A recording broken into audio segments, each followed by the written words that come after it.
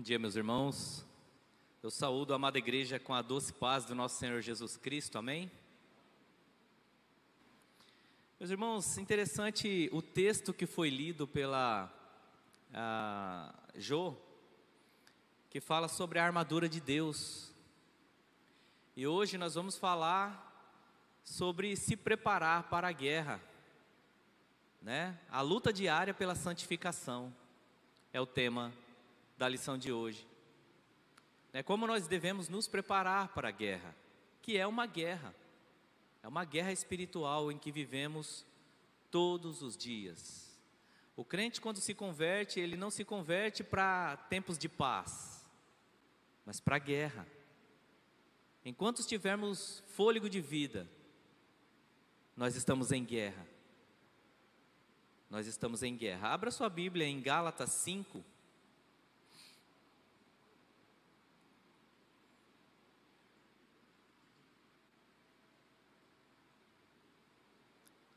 Gálatas, capítulo 5, 16 a 25.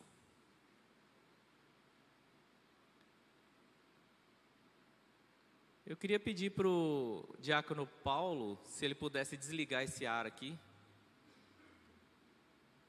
por gentileza.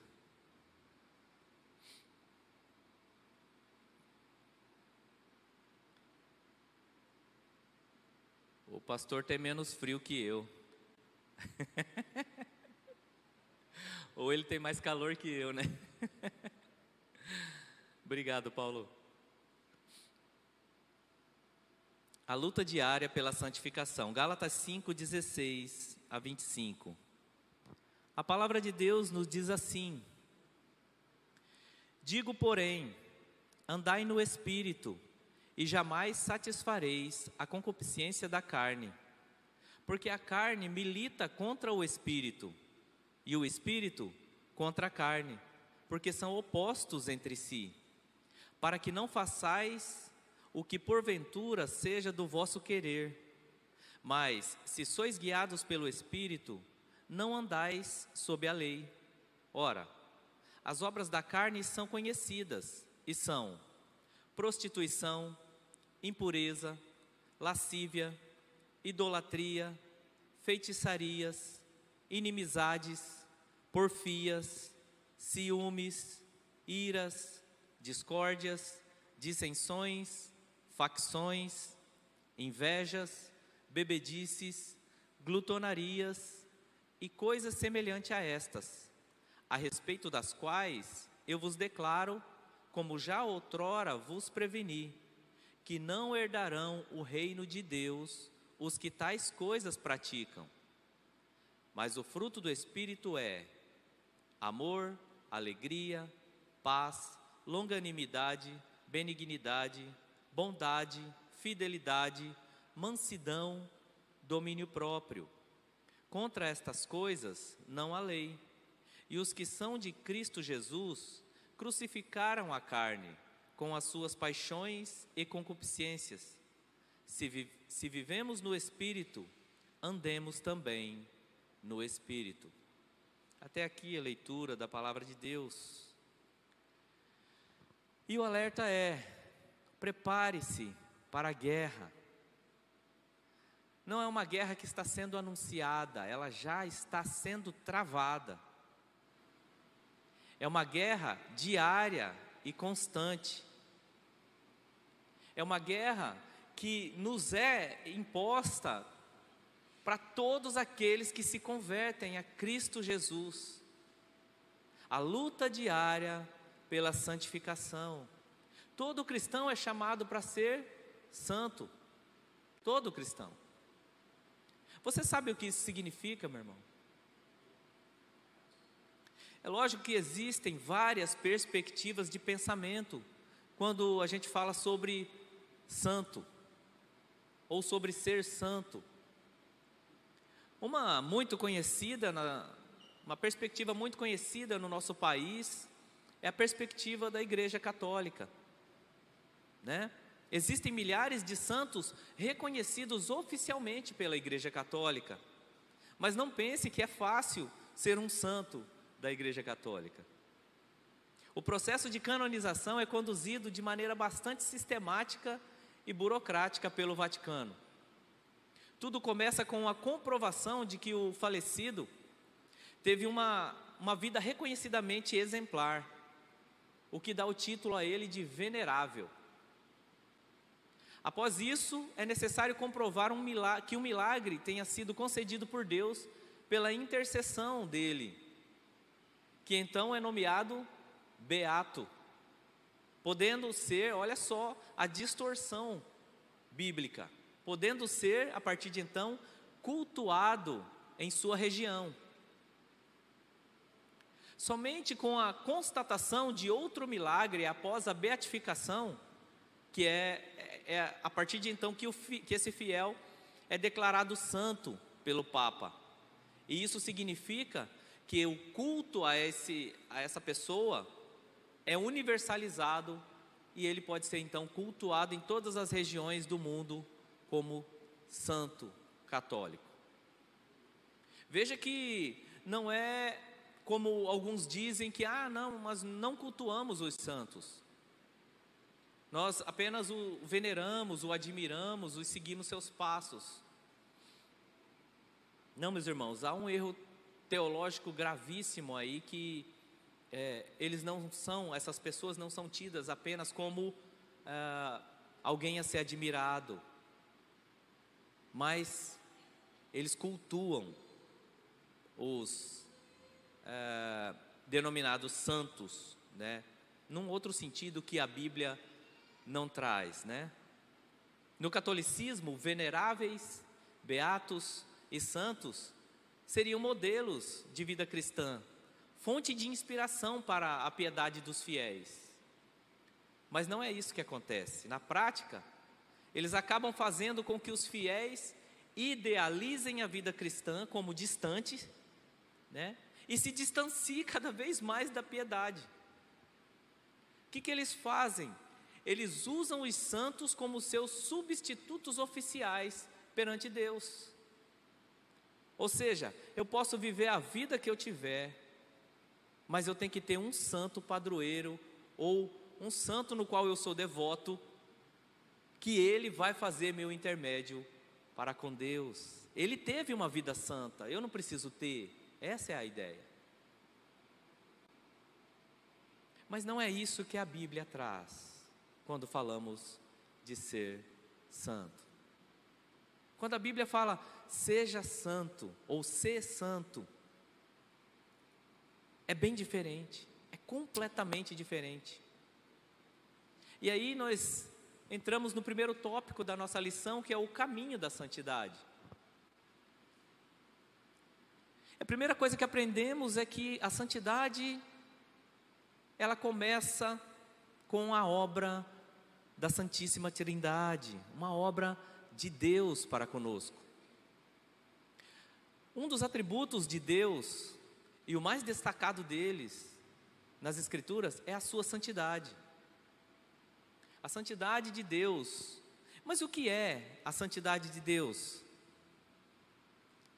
A santidade de Deus é a absoluta distinção em relação a todas as suas criaturas, todas as coisas que foram criadas, todas as coisas, seja o universo, estrelas, astros, o sol, todas as coisas, o ser humano, qualquer um dos mais poderosos reis que já habitaram na terra, nada se compara a Deus, nada se compara ao nosso Deus. A total distinção, separação, Ele não é comparado com nada que existe, que foi criado. Essa total distinção e a sua transcendência e pureza majestosa, ela causa um sentimento no ser humano quando ele se depara com o próprio Deus, face a face. Alguém sabe qual sentimento é esse? Quando as Escrituras nos mostram momentos em que o homem se deparou face a face com Deus, qual o sentimento é relatado nesses encontros? O sentimento de pânico, de terror, essa transcendência, essa distinção, essa pureza majestosa de Deus causa terror aos homens e aos anjos. Abra sua Bíblia em Isaías 6. Isaías capítulo 6.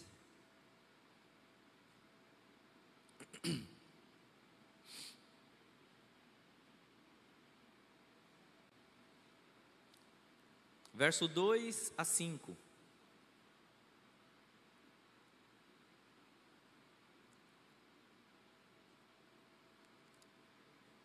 Queria pedir se alguém pudesse ler para nós. O Emerson está com o microfone, é só levantar sua mão.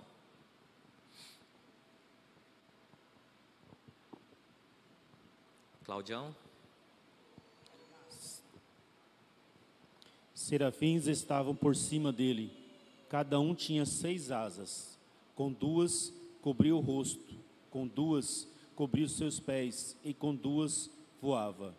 E clamavam uns para com os outros, dizendo: Santo, Santo, Santo é o Senhor dos exércitos, toda a terra está cheia da sua glória.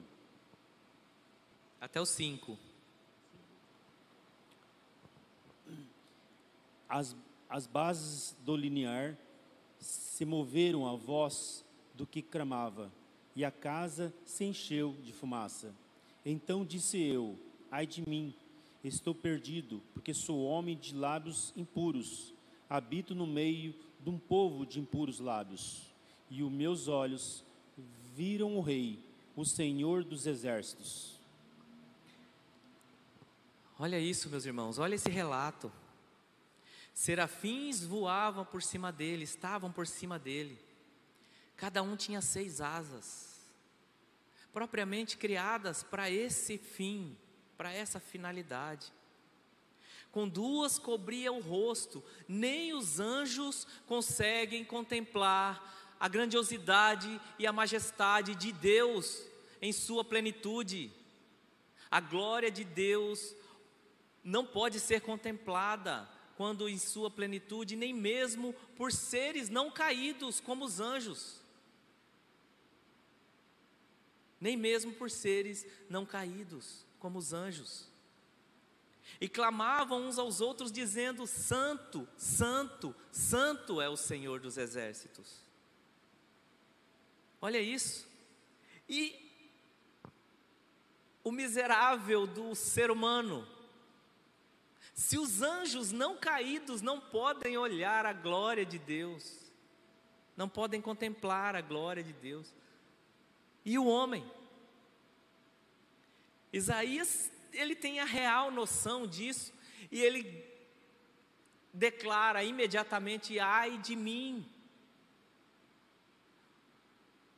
Como se dissesse: eu vou ser fulminado agora, acabou para mim, não tem mais chance.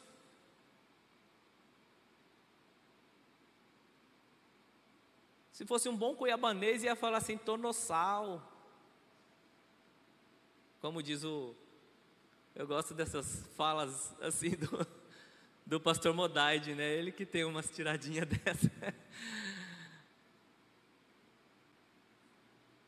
Meus irmãos, a real noção da glória de Deus nos causa pânico, e deve nos causar, porque Ele é santo, santo, santo, e nós pecadores, pecadores, pecadores. Ai de mim, estou perdido, pois sou homem de lábios impuros e habito no meio de um povo de impuros lábios, e os meus olhos viram o Rei, o Senhor dos exércitos. Esse texto sempre mexeu comigo, meus irmãos, sempre mexeu comigo, e me leva a olhar para dentro de mim a minha impureza, a minha pecaminosidade, os meus atos impuros que cometemos, que por vezes a gente diminui para que a gente consiga viver e tenta esconder debaixo do tapete. Ezequiel 39, verso 7,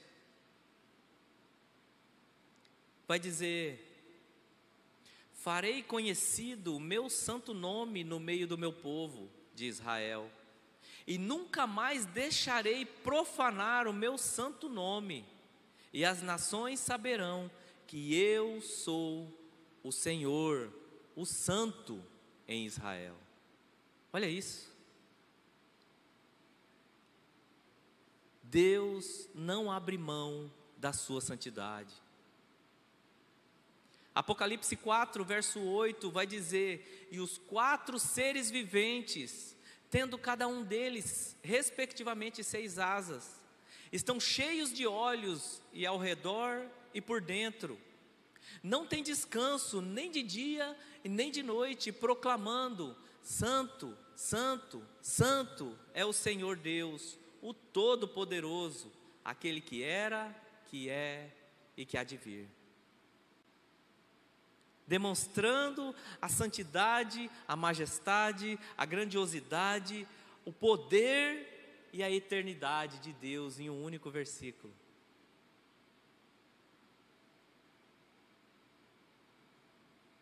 Apocalipse 15, verso 4 diz: quem não temerá? Olha isso. Meu irmão, quem não teme a Deus é louco. Quem não temerá e não glorificará o teu nome, ó Senhor? Pois só tu és santo, por isso todas as nações virão e adorarão diante de ti, porque os teus atos de justiça se fizeram manifestos.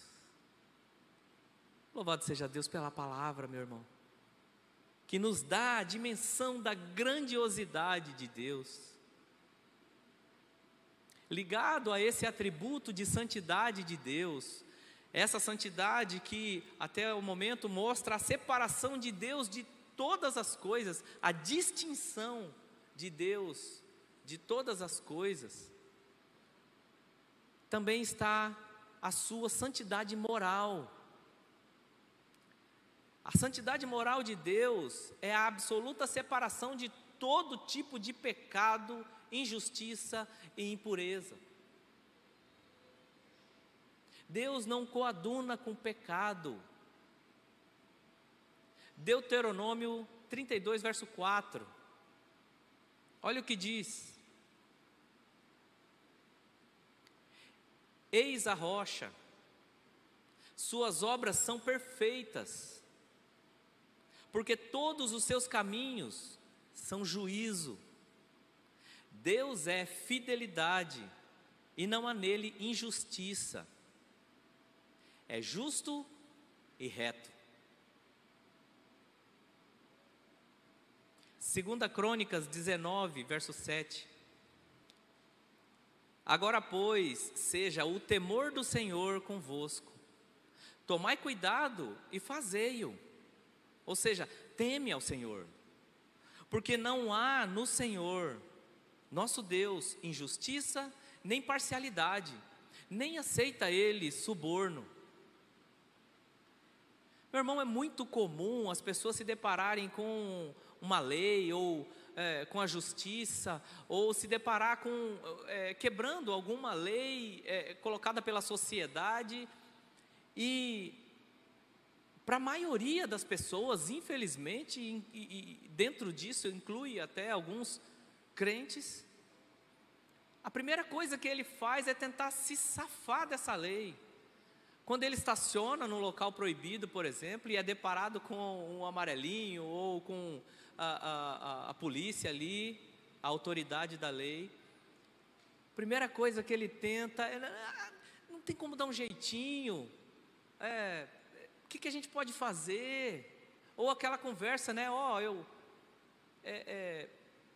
O que o senhor pode fazer por mim? Meu irmão, não tem o que ele fazer, ele tem que te multar. Você está errado, você quebrou a lei, você tem que ser multado.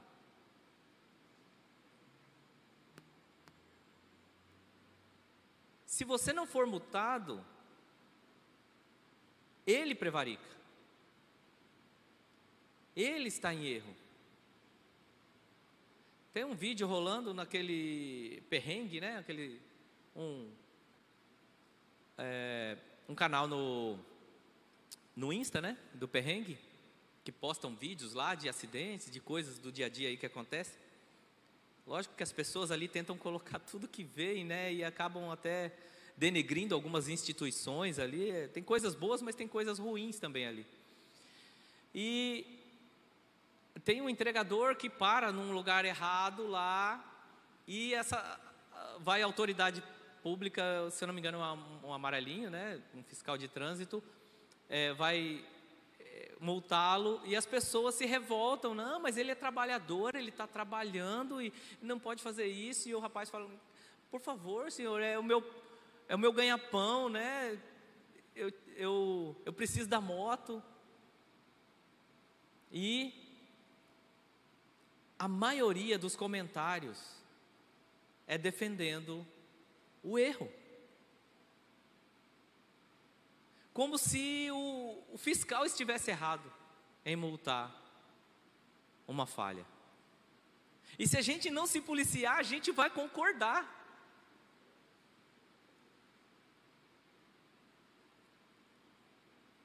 Não é fácil, meus irmãos, cumprir a lei.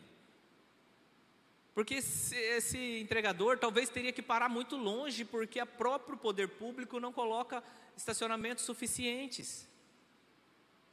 Mas isso te dá o direito de quebrar as leis? A falha na lei te dá o direito de quebrar a lei? Não dá. Não dá. E a gente vive isso.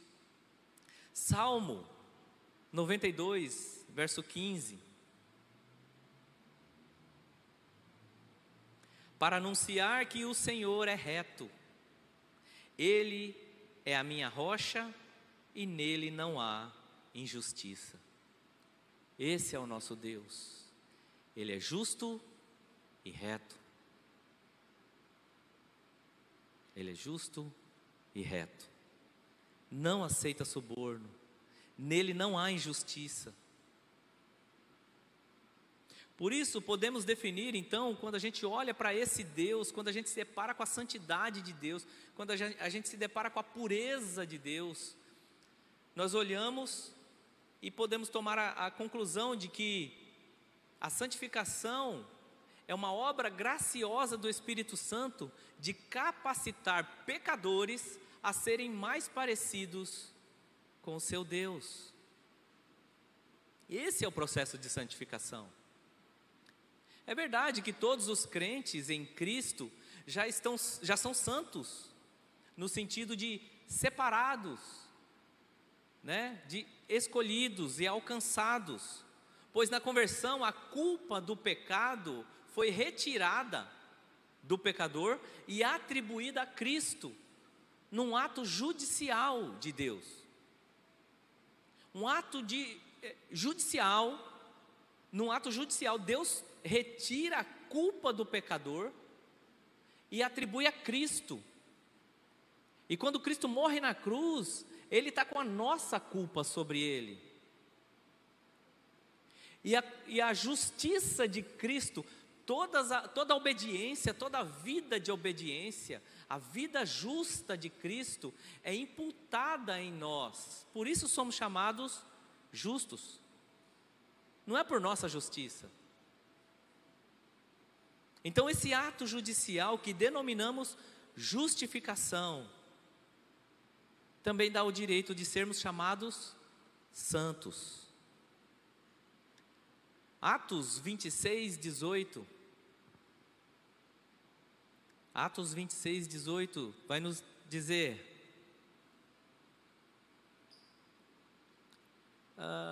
queria pedir para Raquel, você pode ler para nós?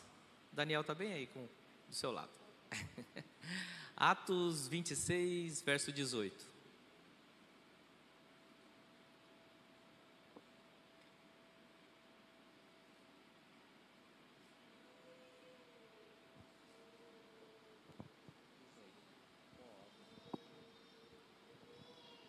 para lhe abrires os olhos e os converteres das trevas para a luz, e da potestade de Satanás para Deus, a fim de que recebam eles remissão de pecados e herança entre os que são santificados pela fé em mim.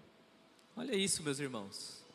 Para lhe abrires os olhos e os converteres das trevas para a luz, do poder de Satanás para Deus, a fim de que recebam remissão de pecados e herança entre os que são santificados pela fé em mim.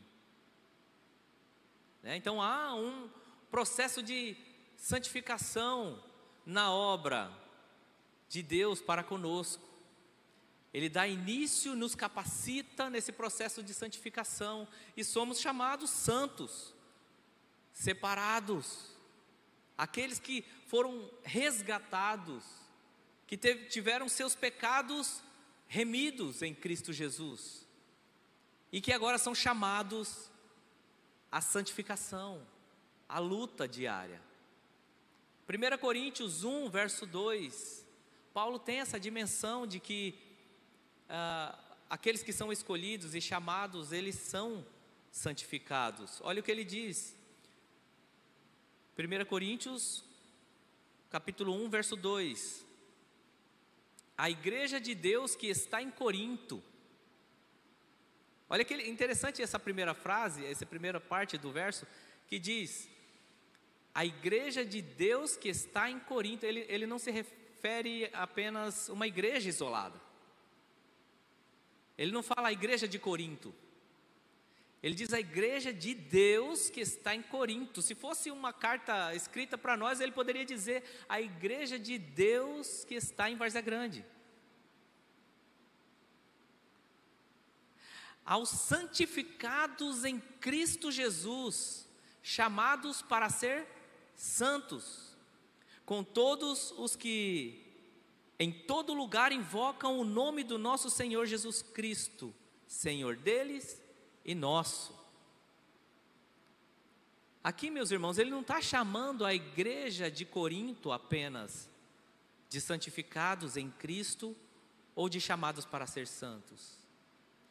Todos os que em todo lugar invocam o nome do nosso Senhor Jesus Cristo. Todos que professam a fé em Cristo Jesus são santificados, eles são santificados. Olha que interessante a frase, eles são santificados em Cristo Jesus. Ou seja, não é um processo já definido, eles são santificados, mas eles são chamados para ser santos. O processo de santificação é um processo, não é como a justificação, que é um ato judicial. Você é justo e pronto, é um ato de justiça. A santificação é um processo que vai delongar toda a sua vida, até o dia em que seremos buscados pelo nosso Senhor.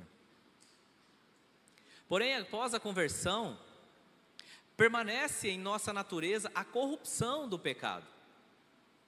E o Espírito inicia um processo de remoção dessa impureza e de produção de boas obras e bons frutos em nossa vida. Isso é a santificação. Olha só, você se converte, você é justificado, você é declarado santificado em Cristo Jesus, você é chamado para ser santo. O que é isso? Você é chamado para que, juntamente com o auxílio de Deus, inicie um processo de remoção do resquício da impureza que o pecado causou no coração do homem. E essa impureza, ela vai sendo removida gradativamente, e ao mesmo tempo é gerado através do Espírito Santo de Deus, é produzido boas obras em nós e bons frutos em nossa vida. Ao passo que você vai se santificando, você vai produzindo bons frutos. E bons frutos, meus irmãos, é todos os atos de justiça produzidos pelos eleitos de Deus. Todo ato de justiça, tudo aquilo que você faz de acordo com a vontade de Deus, é um fruto. Fruto não é somente evangelizar e converter alguém.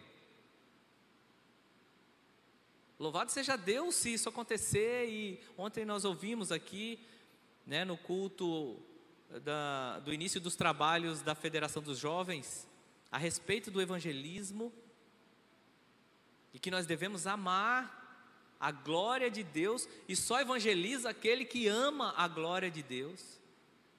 E se você não tem esse ardor no seu coração de evangelizar, é porque você ainda não está amando como deveria a obra de Deus, a glória de Deus, perdão, a glória de Deus. Mas voltando ao assunto, essas obras que são desenvolvidas em nós também está no processo de santificação, as boas obras. Colossenses 3, verso 8 e 9.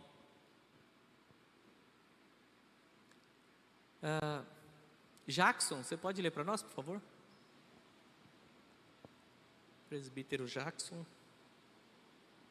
Colossenses 3, 8 e 9. 8 a 10. 8 a 10.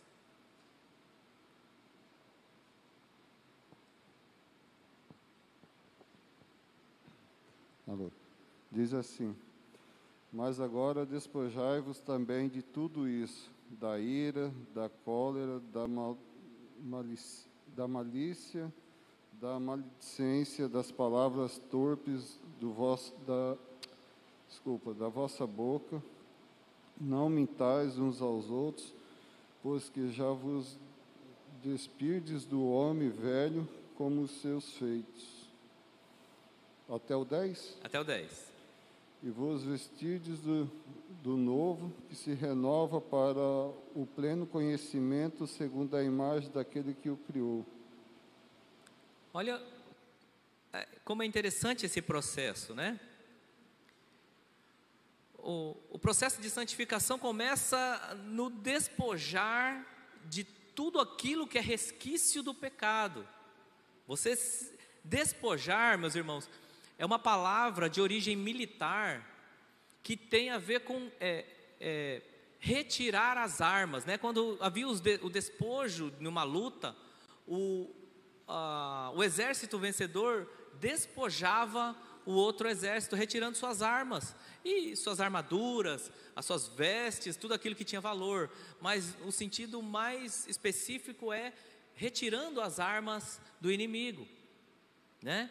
Então despojai-vos igualmente das armas malignas do inimigo, que é a ira, indignação, maldade, maledicência,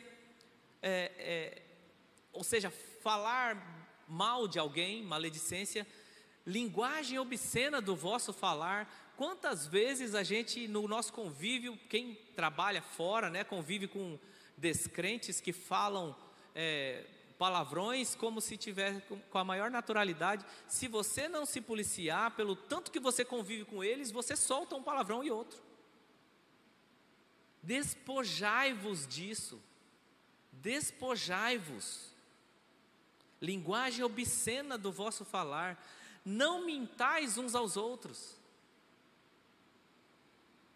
Uma vez que vos despistes do velho homem com seus feitos, você se despiu do primeiro homem que era Adão, do velho homem, que trazia todo o peso do pecado e as consequências do pecado sobre sua vida.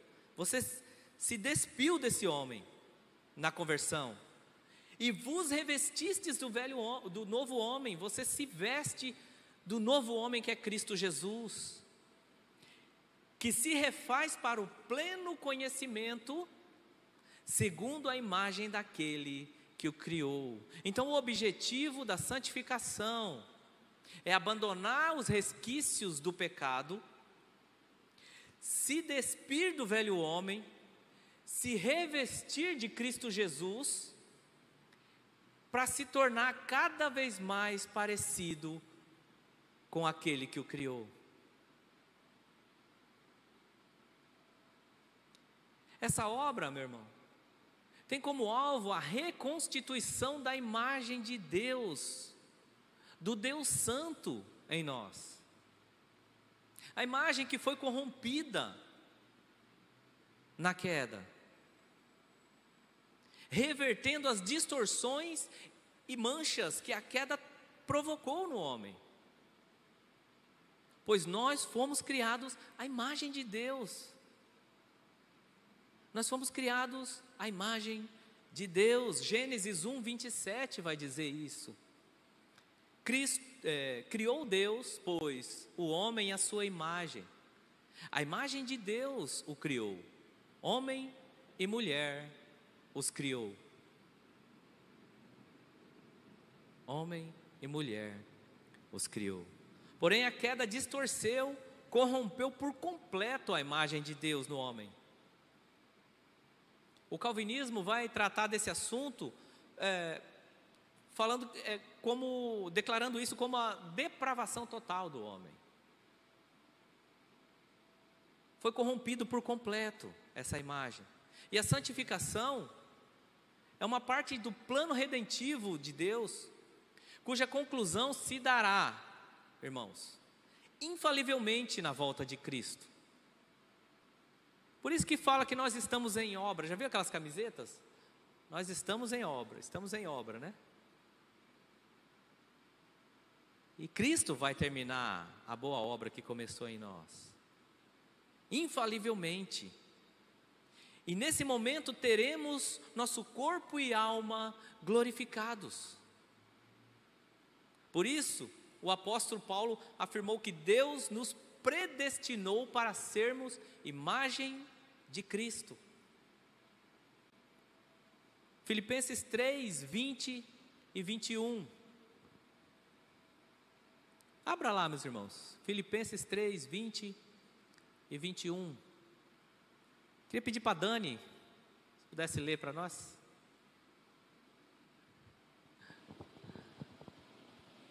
Filipenses 3, capítulo 3, versos 20 e 21. Pois a nossa pátria está nos céus, de onde também aguardamos o Salvador, o Senhor Jesus Cristo, o qual transformará o nosso corpo de humilhação para ser igual ao corpo da sua glória, segundo a eficácia do poder que ele tem de até subordinar a si todas as coisas. Meus irmãos, nós aguardamos o nosso Salvador Jesus Cristo, que vai transformar nosso corpo de humilhação, o corpo que foi corrompido pelo pecado, a nossa alma que foi corrompida pelo pecado. Ele vai transformar esse corpo num corpo igual ao corpo da sua glória. Nós teremos o corpo como o corpo de Cristo, pelo poder que ele tem, pelo poder de Cristo vai acontecer isso. Pois ele tem poder de até subordinar a si todas as coisas. Todas as coisas são subordinadas a Cristo. A gente viu até aqui que esse processo de santificação começa com Deus, né? Então nós somos auxiliados por Deus, nós somos capacitados por Deus, mas existe a responsabilidade do homem no processo de santificação. Devemos notar que a santificação também é descrita na Bíblia como um imperativo ético, né? É uma ordenança. Ou seja, o Deus Santíssimo convoca seu povo a buscar ser semelhante a Ele. É uma convocação, não é um convite. Vos convido. Lembra quando os reis convidavam o povo para vir na festa?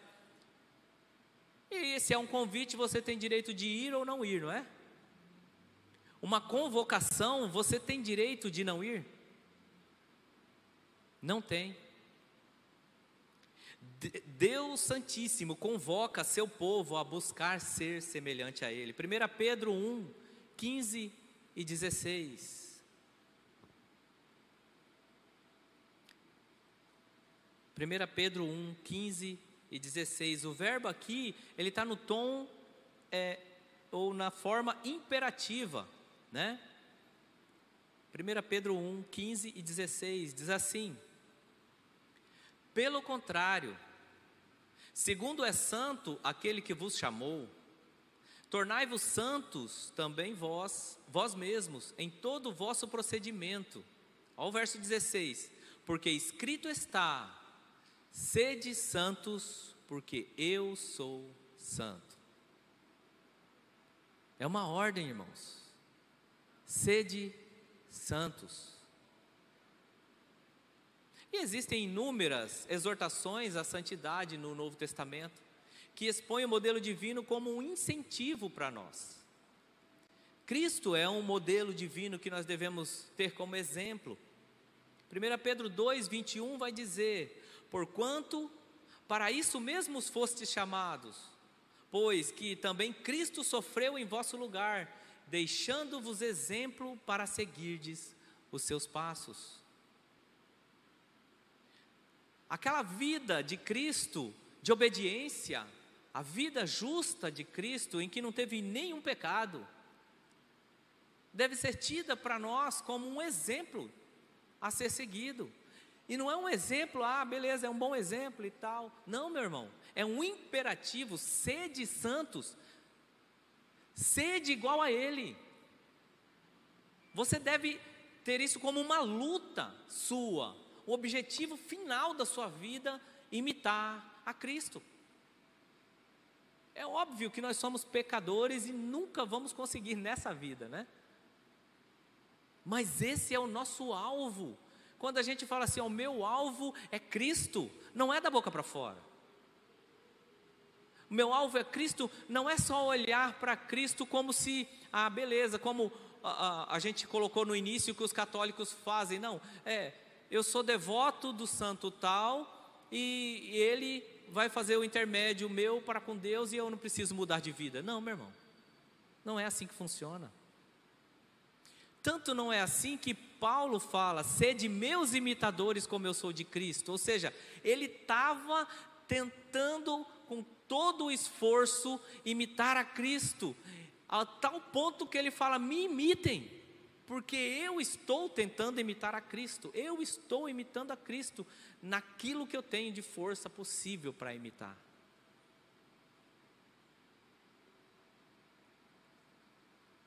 Anthony Hoekema explica que enquanto Deus está nos transformando mais e mais à sua semelhança, nós que somos seu povo temos também que prosseguir tentando imitá-lo. Portanto, a santificação também envolve nossa colaboração consciente. Paulo considera os membros da igreja de Corinto como santos, como eu já falei aqui, como santificados. Porém, ele os exorta a se purificarem de toda impureza e a se aperfeiçoarem na santidade. Se eles já são santos e santificados, se isso não fosse verdade, não precisaria mais se policiar nisso, ou se preocupar com isso, né? Não, meus irmãos. Ele os considera santos e santificados, mas ele os exorta a se purificarem. 1 Coríntios 1, verso 2 diz: a igreja de Deus que está em Corinto, aos santificados em Cristo Jesus, chamados para ser santos, com todos os que em todo lugar invocam o nome do Senhor Jesus Cristo, Senhor deles e nós. O verso que nós lemos anteriormente. Filipenses também. Aos santos em Filipos, igualmente ele ordena, Paulo, né? A desenvolverem sua salvação, sem ignorar que somente poderão fazê-lo sob a capacitação divina. O processo de santificação não é algo que o homem por si só vai conseguir desenvolver sem o auxílio de Deus. Até mesmo sem Deus, ele nem ia ter essa vontade de buscar a santidade. Filipenses 2:13 nos diz: porque Deus é quem efetua em vós tanto o querer como o realizar, segundo a sua boa vontade. Nós só queremos buscar ser santos se Deus permitir. Ele efetua isso em nós, até o querer. E se Ele coloca em nosso coração o desejo de buscar a santidade, Ele também efetua em nós o realizar, meu irmão. Então dobre o seu joelho e clame a Deus por santidade, pela busca da santidade. Senhor, eu quero ser santo. Como a música, fala. Eu quero ser santo, eu quero ser puro. Interessante que essa música fala assim, cobrir com o teu manto. Eu quero os meus muros. O que é isso, meu irmão? Eu quero ficar livre das setas inflamadas do inimigo e das tentações que me conduzem à perdição. Eu quero algo que me proteja e me defenda de tudo aquilo que pode corromper e continuar corrompendo o meu coração.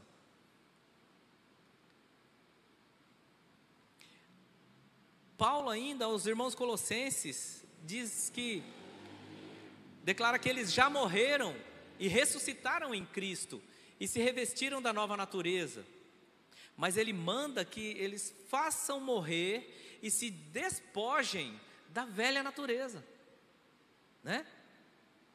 Isto é, dos antigos hábitos pecaminosos aos quais estavam acostumados.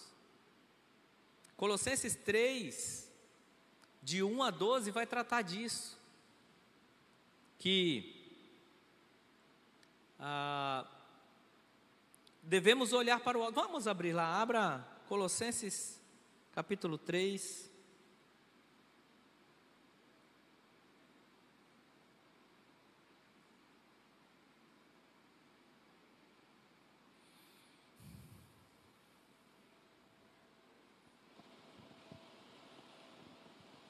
Colossenses 3, 1 a 12. Olha esse processo. Portanto, fostes ressuscitados juntamente com Cristo. Buscai as coisas lá do alto. Portanto, se fostes ressuscitados juntamente com Cristo, buscai as coisas lá do alto, onde Cristo vive, assentado à direita de Deus. Pensai nas coisas lá do alto, não nas que estão aqui na terra, porque morrestes e a vossa vida está oculta juntamente com Cristo em Deus. Quando Cristo, que é a nossa vida, se manifestar, então vós também sereis manifestados com Ele em glória. Fazei, pois, morrer a vossa natureza terrena, prostituição, impureza, paixão lasciva, desejo maligno e a avareza, que é a idolatria. Por estas coisas é que vem a ira de Deus sobre os filhos da desobediência. Ora, nessas mesmas coisas andastes vós também, no outro tempo, quando vivíeis nelas. Agora, porém, despojai-vos igualmente de tudo isso: ira, indignação, maldade, maledicência, linguagem obscena do vosso falar. Não mintais uns aos outros, uma vez que vos despistes do velho homem, com os seus feitos, e vos revestistes do novo homem, que se refaz, para o pleno conhecimento, segundo a imagem daquele que o criou, no qual não pode haver grego nem judeu, circuncisão nem incircuncisão, bárbaro, cita, escravo, livre, porém Cristo é tudo em todos.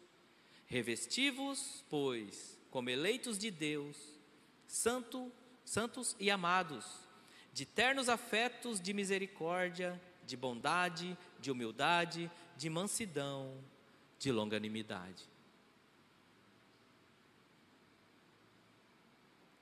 Que nós possamos buscar essas atitudes, essa mudança, que possa arder em nosso coração o desejo de se santificar.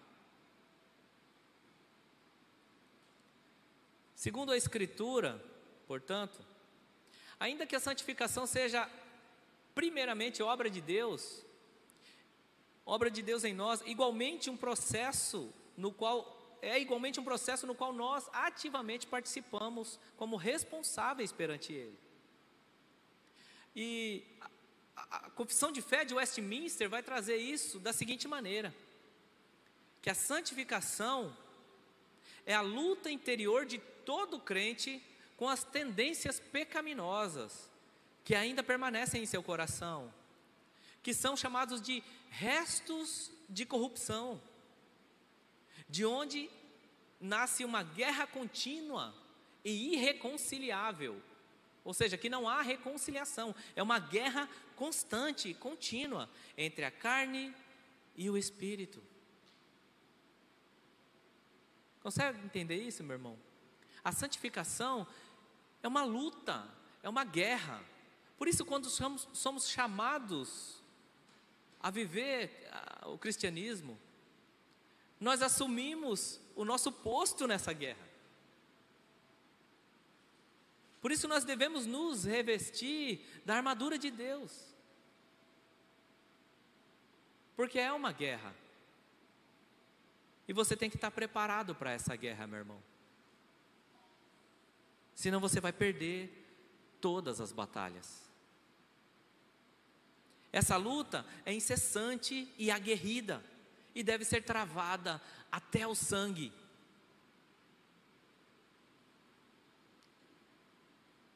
Até o sangue, se quisermos obter vitória. 1 Coríntios 9, 26 e 27. Olha o que Paulo diz. Paulo, que escreveu grande parte do Novo Testamento, olha o que ele fala sobre essa luta pessoal dele. 1 Coríntios 9, 26 e 27. Assim corro, também eu, não sem meta, ou seja, ele tinha um objetivo. Assim luto, meu irmão, é uma guerra. Assim luto, não como desferindo golpes no ar. Meu irmão, ele sabia com quem ele estava lutando. Ele não dava soco aleatório, brigando para todos os lados. Ele acertava seu objetivo. Mas ele diz: mas esmurro o meu corpo e o reduzo à escravidão, para que, tendo pregado a outros, não venha eu mesmo ser desqualificado. Você consegue perceber, quando ele escreve isso aqui, como ele estava se sentindo ali? Eu esmurro o meu corpo, eu bato em mim mesmo. Eu sei que o maior inimigo que eu tenho que me atrapalha contra a santidade, contra a busca pela santidade, sou eu mesmo. É o resquício da corrupção do pecado que há em mim. Por isso ele diz: esmurro o meu corpo e o reduzo à escravidão. Ele está querendo dizer: quem manda em você sou eu, é Deus quem manda em você, e eu esmurro a minha vontade e reduzo a escravidão, para que não venha a ser desqualificado. Não é a minha vontade, é a vontade de Deus. A imagem da luta, meus irmãos, nos ajuda a perceber o processo de santificação, e que ele também não se completa nessa existência. Contudo, a realidade da Bíblia é que, por mais que lutemos para viver em comunhão com Deus, com o nosso Deus Santo, ainda dependemos diariamente e completamente do perdão de Deus. Mas a gente nunca vai chegar num estágio em que a gente não vai pecar. Nunca. Nessa vida.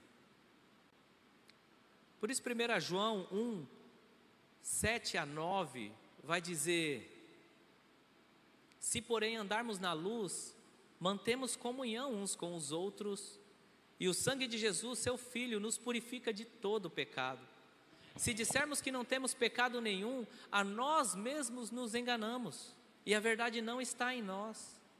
Porém, se confessarmos os nossos pecados, Ele é fiel e justo para nos perdoar dos pecados e nos purificar de toda injustiça. Por fim, devemos compreender que, ainda que seja uma obra do Espírito Santo no interior do crente, a santificação não restringe a dimensão subjetiva e individual. Não é uma luta sozinho. Você não pode lutar pela santificação sozinho. Se, como dissemos acima, a santificação é um processo de nos fazer mais parecidos com Deus e de nos capacitar a viver de modo que o agrade, então é fundamental que haja resultados na relação com o próximo. Deve ser expressado. Nós devemos ver as obras que são geradas por essa santificação. A quem devemos amar, o nosso próximo, como a nós mesmos. Como diz Marcos 12, 31. Amarás o teu próximo como a ti mesmo. Além do fruto e das boas obras que, como já vimos, o Espírito produz em nós, o Senhor requer especialmente o cuidado com os injustiçados e desvalidos nesse mundo, como manifestação da santidade de seu povo, que é sal e luz no mundo.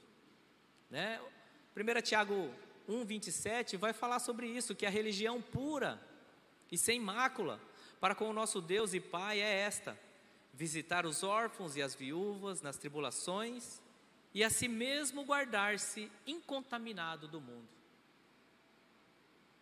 Fazer boas ações, fazer caridade, dar esmolas, ajudar o próximo, não só o crente, primeiramente o crente, mas também aquele necessitado que mora ao seu lado, ou que está na sua frente, ou que você se depara na rua.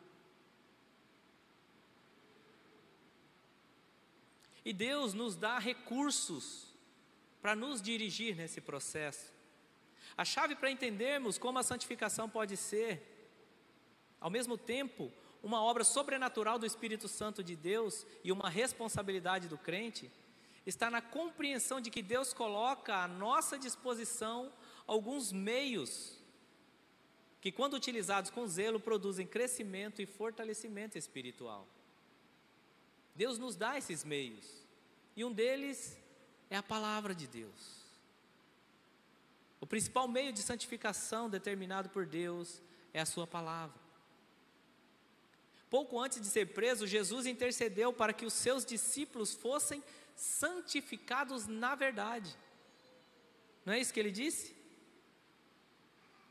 João 17, 17, a palavra de Deus diz, a própria palavra de Cristo dizendo: santifica-os na verdade, a tua palavra é a verdade. Por meio da Escritura inspirada pelo Espírito Santo, o Senhor nos educa na justiça, isso é, nos ensina, nos repreende, nos corrige, nos aperfeiçoa para toda boa obra. 2 Timóteo 3, 16, 17. Eu estou correndo um pouco aqui porque eu estou vendo adiantado o tempo e eu queria concluir. Toda a Escritura é inspirada por Deus e útil para o ensino, para a repreensão, para a correção, para a educação na justiça, a fim de que o homem de Deus seja perfeito e perfeitamente habilitado para toda boa obra. Lembrando, meus irmãos, que o homem não é justificado pela lei. Apesar da palavra ser um dos instrumentos que Deus usa para a nossa santificação, O homem não é justificado pela lei. Romanos 3, 28 vai dizer: concluímos, pois, que o homem é justificado pela fé, independentemente das obras da lei. Mas os cristãos precisam dela para conhecer o caminho da santidade. E a amam por isso. Nós amamos a palavra de Deus porque ela nos conduz à santidade.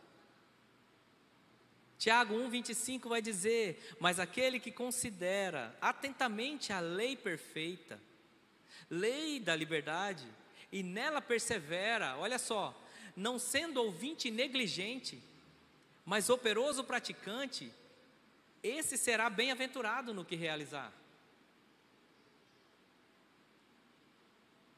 Tem uma frase de Martinho Lutero que diz assim: que a lei nos leva para Cristo, para a justificação. E quando chegamos lá, nós somos justificados por Cristo Jesus, e Cristo nos manda de volta para a lei, para a santificação. Nós não somos justificados pela lei, porque nós não vamos conseguir cumprir a lei, mas Cristo cumpriu a lei por nós. Só que não para aí, porque se parasse aí eu poderia viver minha vida do jeito que fosse, que não teria problema. Não, meu irmão, quando nós somos justificados, Cristo nos manda de volta para a lei. Pronto, agora você vai viver santidade. Sede santos, porque eu sou santo, Ele diz. Mas evidentemente a palavra não desenvolve nossa santificação mecanicamente. Pelo contrário, somos nós que devemos lê-la, estudá-la, meditar nela se quisermos colher seus frutos. Josué 1, verso 8 vai dizer: não cesses de falar desse livro da lei, antes medita nele dia e noite, para que tenhas cuidado de fazer segundo tudo quanto nele está escrito. Então farás prosperar o seu caminho e serás bem-sucedido. E os sacramentos também nos ajudam nesse processo de santificação. Está acabando, tá, Ju? Está adiantado, né? Tá bom? Cristo instituiu para a sua igreja 2 sacramentos. Isso é, sinais e selos perceptíveis da graça invisível que nos salva e santifica. Os sacramentos derivam sua eficácia da palavra de Deus, que lhes dá significado e autoridade, e se recebidos com fé, servem de importante instrumento de aplicação da graça salvífica e santificadora nos corações dos crentes. Para nós e nossos filhos, o batismo sela a promessa de salvação e purificação dos pecados pelo Espírito. Atos 2, 38 e 39 vai dizer: respondeu-lhes Pedro: arrependei-vos, e cada um de vós seja batizado em nome de Jesus Cristo, para a remissão dos vossos pecados, e recebereis o dom do Espírito Santo, pois para vós outros é a promessa, para vossos filhos e para todos os que ainda estão longe, isto é, para quantos o Senhor, nosso Deus, chamar. Devemos levar esse conhecimento às pessoas, para que elas também creiam nessa palavra e sejam batizados, que é um dos sacramentos. Temos os benefícios do batismo renovados também, quando, como corpo de Cristo, participamos do batismo de novos irmãos e seus filhos. Por isso não é um processo individual a busca pela santidade. Efésios 4, 4 e 5 vai dizer: há somente um corpo e um espírito, como também fostes chamados numa só esperança da vossa vocação. Há um só Senhor, uma só fé, um só batismo. Quando um irmão está sendo batizado, aqui na frente, meus irmãos, quando há conversão e há um batismo aqui na frente, o nosso batismo é renovado em Cristo Jesus como corpo de Cristo.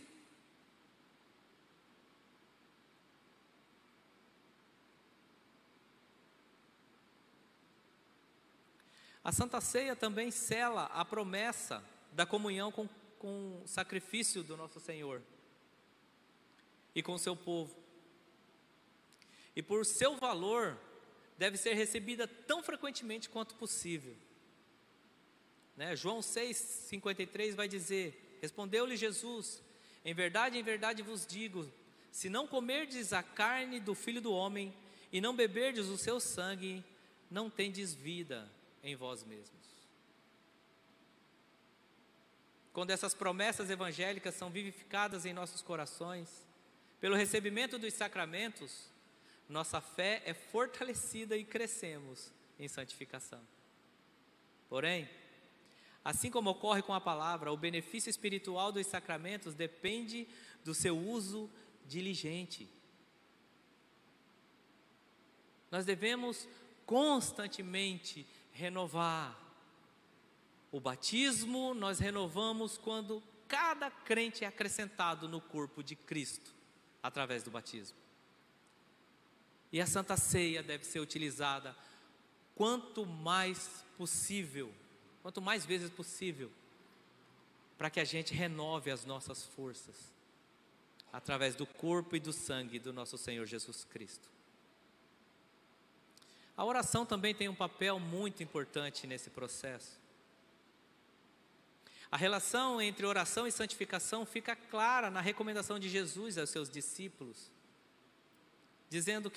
pedindo para que orassem para não entrar em tentação. E pela reação deles diante da prisão e execução de seu mestre, bem sabemos o quanto lhe fez falta que eles perseverassem na oração junto com ele naquela noite, no Getsêmani. Como eles ficaram ali desesperados, desbaratados. Mateus 26:41 diz: vigiai e orai, para que não entreis em tentação. O espírito, na verdade, está pronto, mas a carne é fraca.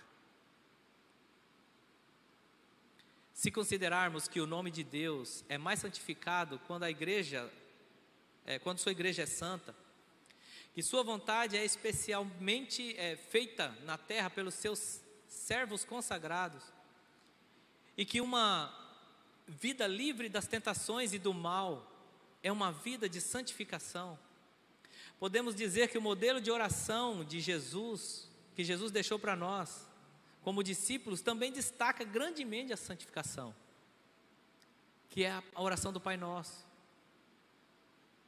que ele começa por esse processo. Pai nosso que estais nos céus, santificado seja o teu nome, venha o teu reino, seja feita a tua vontade, assim na terra como nos céus. Mas o que a gente faz? A gente ora essa primeira parte rapidinho e dá ênfase na segunda. O pão nosso de cada dia dá-nos hoje. Quantas vezes a gente só ora, meus irmãos? Eu estou falando aqui de uma maneira apontando para a oração ensinada por Cristo, mas as nossas orações são assim. Nós oramos pedindo somente, pedidos pessoais,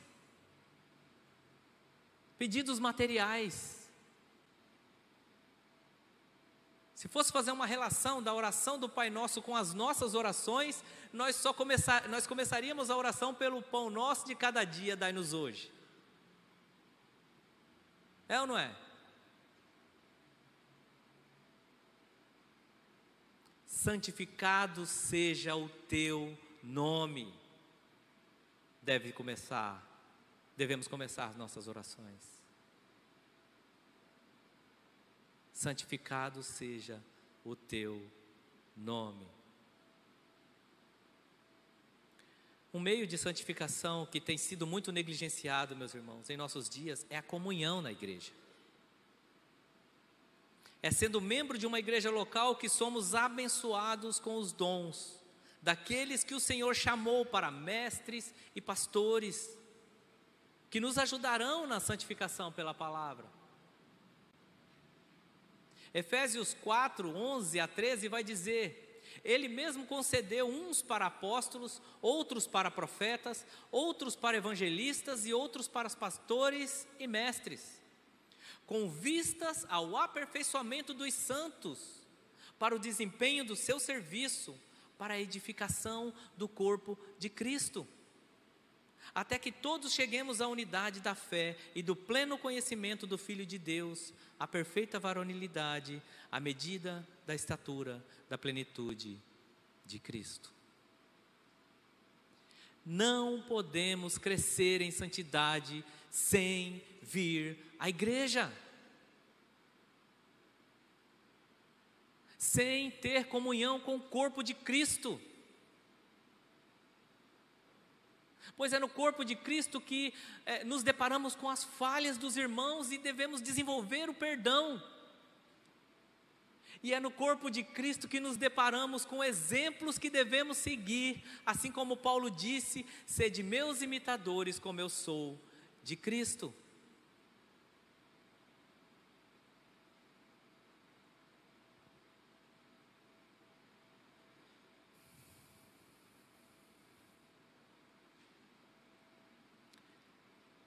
Para concluir, meus irmãos, a vontade de Deus é para que nós e a nossa santificação, e Ele soberanamente nos conduz. A vontade de Deus é para nós e a nossa santificação seja conduzida através da vontade de Deus a uma vida de santidade, que nós possamos buscar, desejar ardentemente isso. Essa obra, porém, é realizada por meio da cooperação entre o Senhor e seus servos, que diligentemente utilizam dos meios que Ele disponibiliza por sua graça. Que glória sabermos que somos chamados para cooperar com a obra maravilhosa de Deus em nossa vida e na vida dos nossos irmãos. Você é chamado para cooperar com Deus no processo de santificação, não somente seu, mas dos seus irmãos em Cristo. Como tem sido a sua participação na igreja, meus irmãos? Você tem sido útil ao processo de santificação seu e dos seus irmãos? Como você tem cooperado na santificação dos irmãos da igreja? Sua relação com a igreja se parece com uma relação entre prestadora de serviços e cliente?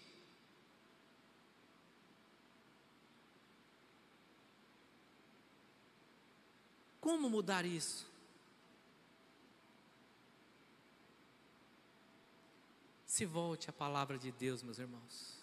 Se volte à oração.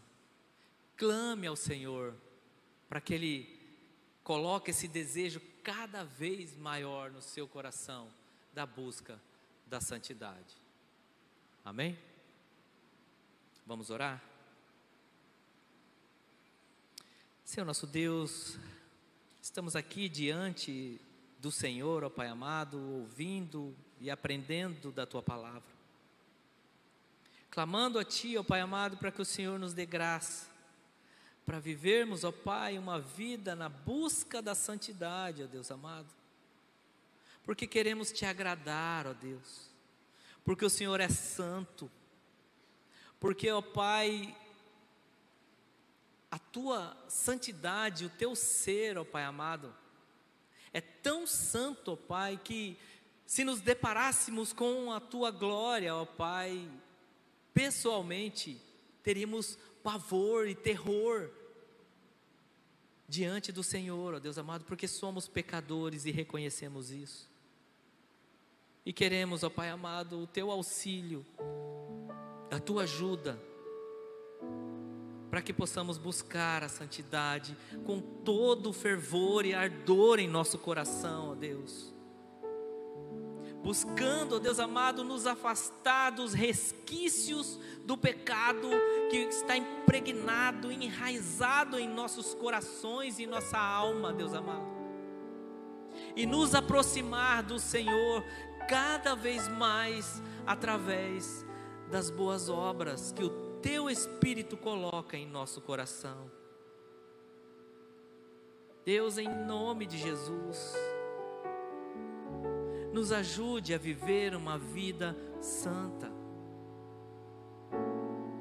pois somos influenciados não só por aquilo que está em nosso coração, mas constantemente bombardeados, ó Pai amado, por motivações nesse mundo que nos conduzem à perdição. Não deixa os nossos jovens serem influenciados por coisas assim, Deus amado.